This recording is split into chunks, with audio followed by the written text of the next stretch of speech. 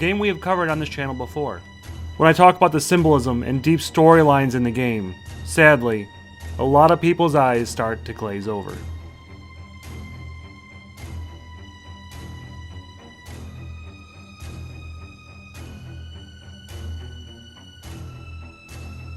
They missed it.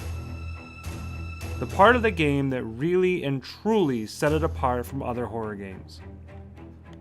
When it comes to games in the genre, Silent Hill is king when it comes to this style of storytelling. But Rule of Rose is underappreciated and deserves a better narrative when it comes to coverage. In this video, we're going to look at Clara, an often overlooked figure and misunderstood boss.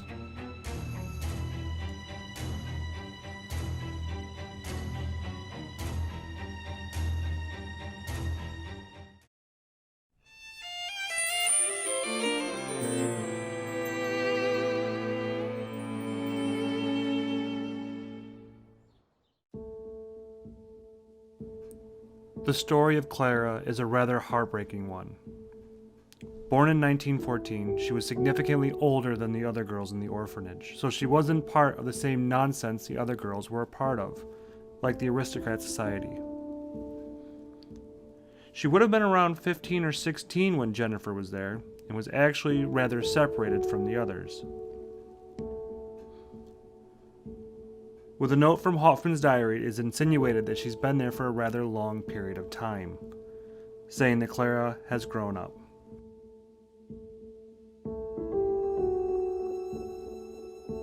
Apparently, she had begun to help Hoffman in running the orphanage. There were some cutscenes even in which Clara attended to a sick Wendy in bed.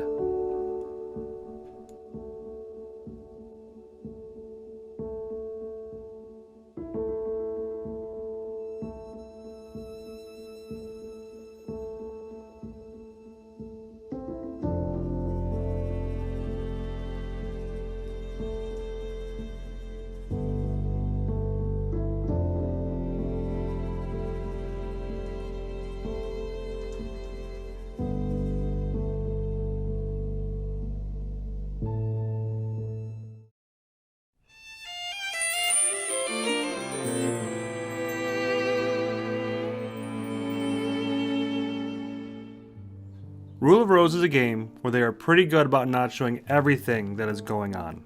They hit a level of tact that a lot of games and films today just don't have. Instead of beating us over the head that Clara was abused, we only get references, ideas, and we have to make some jumps ourselves. The best way to decide what happened between her and Hoffman is to look at the evidence given by the game.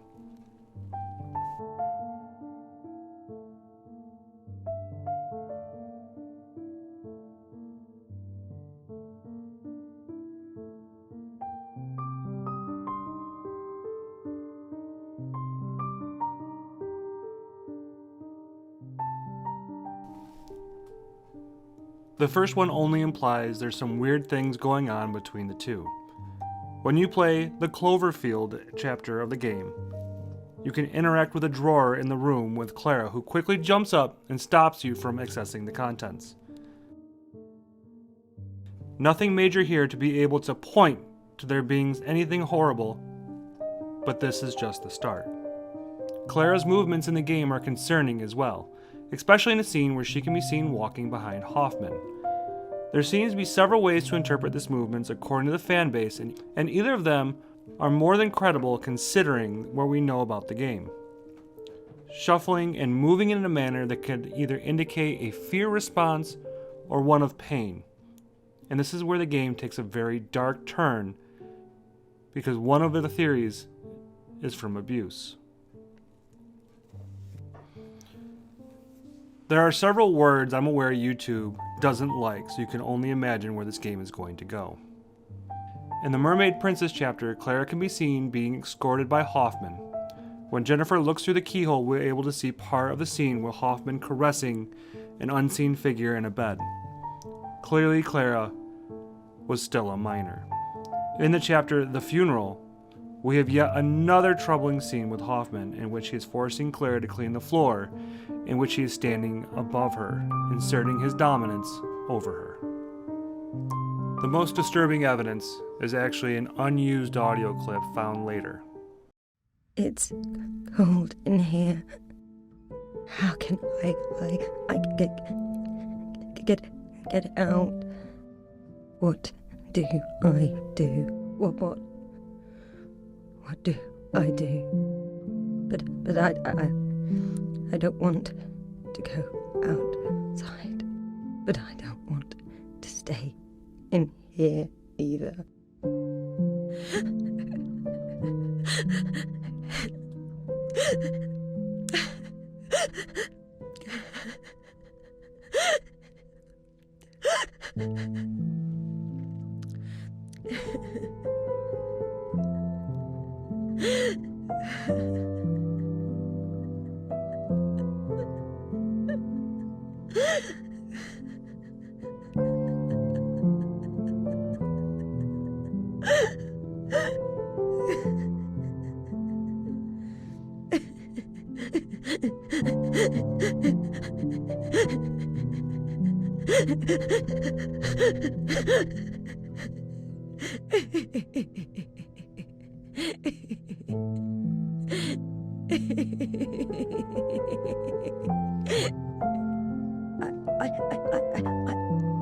I'm sorry.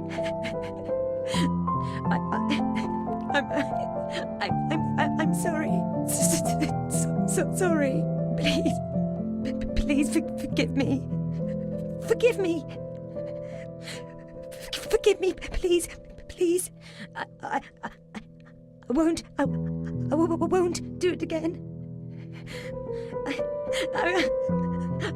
I won't do it again.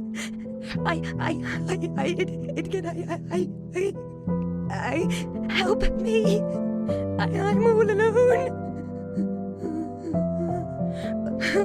All alone. It hurts. It hurts.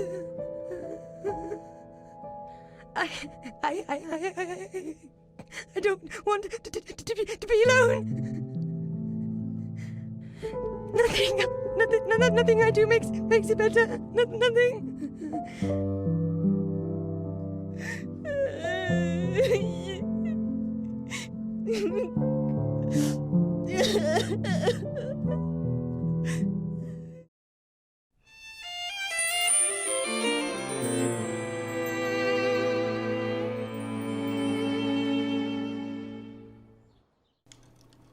The Mermaid Princess is one of the bosses in the game, and the model is clearly Clara, with some notable changes.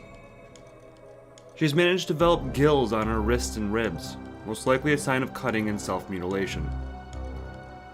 Jennifer was a child, not the teenager that she presents in the game, so she was not likely able to process the idea of self-mutilation. Clara is topless, but her sexuality has been removed through stitches and cuts. The most troubling is the one up the stomach, which could indicate that at one point Clara may have been pregnant. During the boss fight, the legs of Clara are bound, similar to the mermaid tail, and she is hung from the ceiling. Since, like Silent Hill games, many of the enemies have significance and symbolism, and it's a fairly bad sign for Clara that one of her attacks is her vomiting everywhere.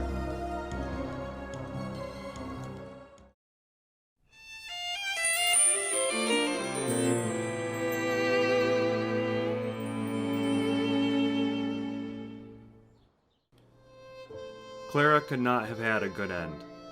I personally don't believe she was killed by Jennifer because of the boss fight, but it was her coming to grips with the horror she had seen Hoffman commit while she was there. Instead, there are a few options and all of them are grim. In November of that year, Hoffman left the orphanage and stating that Clara would look after things. This was not the case. She was abused in many areas of her life clearly, and the idea of her being able to look after the kids there are laughable at best. So the least horrible option is that she bailed on the orphanage as well. Maybe to follow after Hoffman, or hopefully to find a better life. Another option is that she was murdered. And that one only opens the door as to who would have done it. Is the girls of the Aristocrat Club for not going along with their antics, but for some reason this one doesn't sit super well with me. The girls show some signs of troubling behavior clearly, but the jump for murder seems a bit much. The other option is that of death from Stray Dog during his spree. The last option was she took her own life after experiencing everything she did, which sadly could have connections as to how, as a boss fight, she was hung from the ceiling.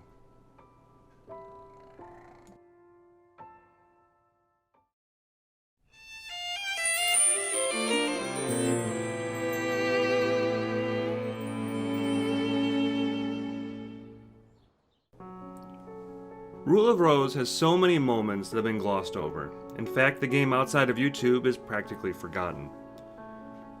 One other place the game lives on, and with a lot of love, is the Rule of Rose fandom page, which I will link below.